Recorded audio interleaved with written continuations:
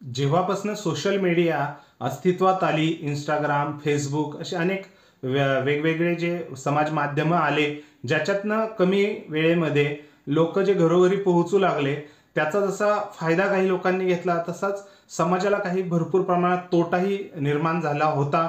आणि त्याच्याच पुढे जाऊन आता जे काही तरुण वर्ग किंवा जे यंग पोरं आहेत ते गुन्हेगारी विश्वाकडे आपोआप खेचले जात आहेत.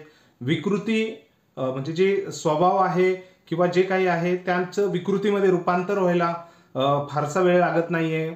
खूप झपाट्याने याचं पुढे लोण पसरत आहे.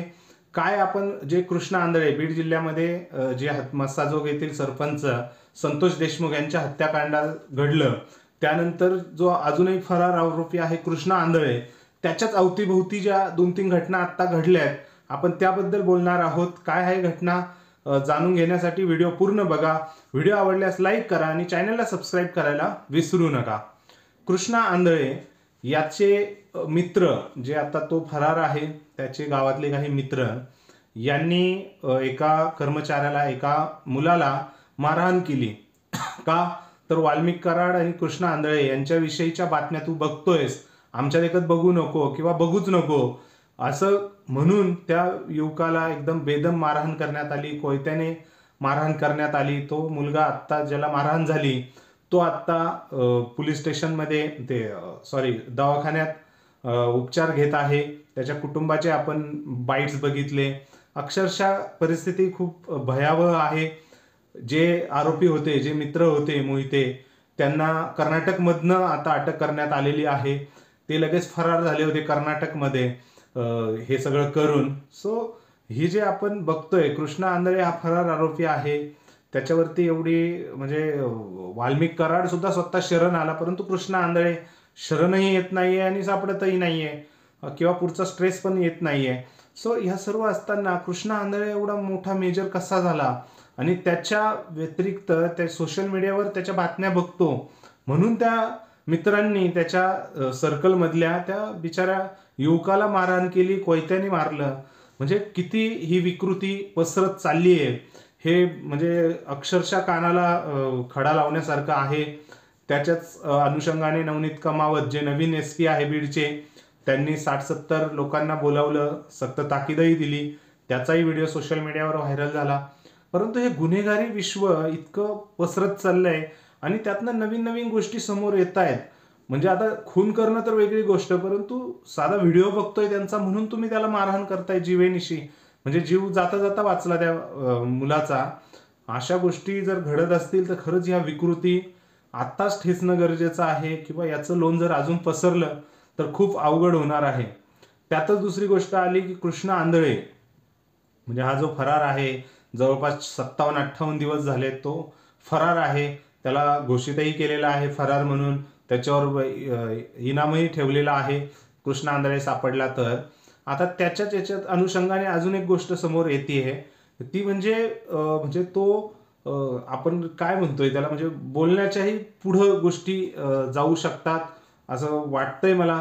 कारण कृष्णा आंधळेच्या मित्रांनी जी मारहाण केली या युवकाला, त्याला खरंच गंभीर दुखापत झालेली आहे. सोशल मीडियानेही गोष्ट पुढे घेतल्यात आणि याचंच कुठेतरी प्रत्युत्तर म्हणून जे सुधीर मुनगंटीवार हे भाजपचे आता मंत्री नसलेले आमदार आहेत, खासदारमध्ये ते पडलेले, खासदारकीलाही त्यांना पराभवाचा सामना करावा लागला होता, त्यांनी कृष्णा आंधळेवर थोडे आगपाखड होताना बोलले की अशा लोकांना चौकामध्ये सुया टोचल्या पाहिजे.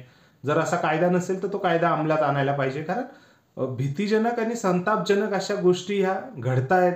सुधीर मुनगंटीवार यांनी ही जी गोष्ट सांगितली त्यांची तळमळ नक्कीच म्हणजे वेदनादायी आहे.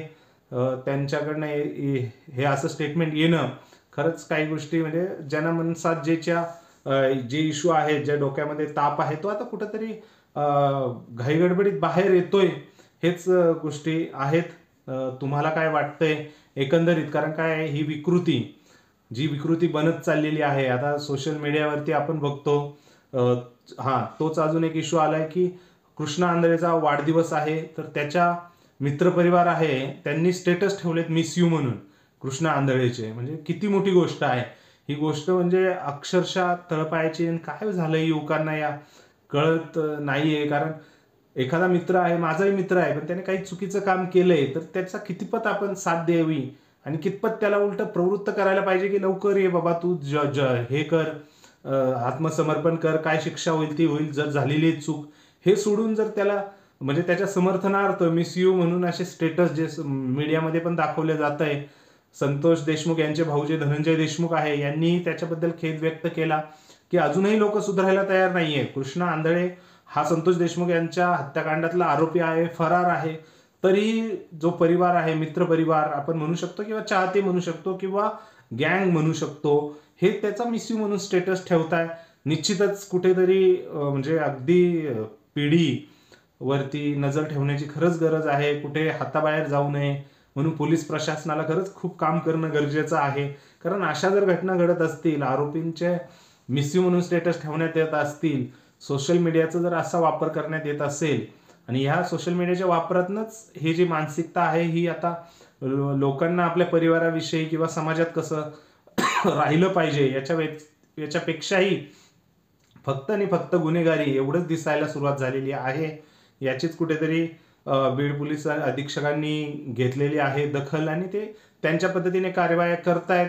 अजित पवार यांनी पुणे पोलिसांचे कान टोचलेले आहे की कोयता गँग, कुणी तलवार गँग काही निघते, थोडा जबर बसवा तुम्ही. सो प्रशासनाला शेवटी राजकारण्यांनाही कुठेतरी समजलेलं आहे की ही एवढी काय युवा पिढी आता भरपूर आहे आणि ती जर आता बाहेर गेली तर निश्चितच न्यायाचं जे कायद्याचं राज्य आपण म्हणतो ते कधी महाराष्ट्रात गडबड होईल याच्यामध्ये सांगता येत नाही. सो एकंदरीत सगळ्यांचेच प्रयत्न चाललेले आहे. सो सगळ्यांनीच त्या पद्धतीने काळजी घेतली पाहिजे. अशा विकृती आहेत त्यांना नक्कीच आवर घालण्यात आला पाहिजे आणि पुढं जे समाजासाठी जे चांगलं आहे, न्यायाचं राज्य आहे ते यायला पाहिजे. तुम्हाला काय वाटतंय ते कमेंट सेक्शनमध्ये कमेंट करून नक्की कळवा. व्हिडिओ आवडला असल्यास लाईक करा आणि चॅनलला सबस्क्राईब करायला विसरू नका. धन्यवाद.